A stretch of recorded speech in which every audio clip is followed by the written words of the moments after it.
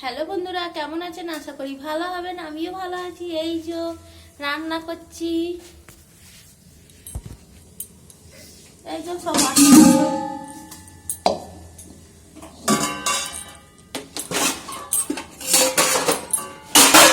এই যে খাস চাল,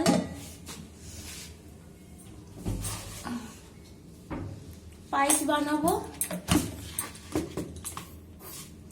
একটু সামান্য, বেশি চালটা দেবো না, অল্প দেবো,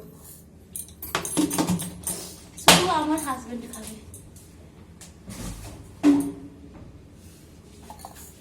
চলুন ধুয়ে নি।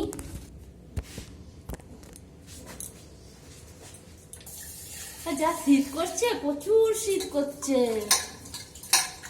শুধু রুটি করবো আর এই পায়েস করবো, আর কিচ্ছু করবো না।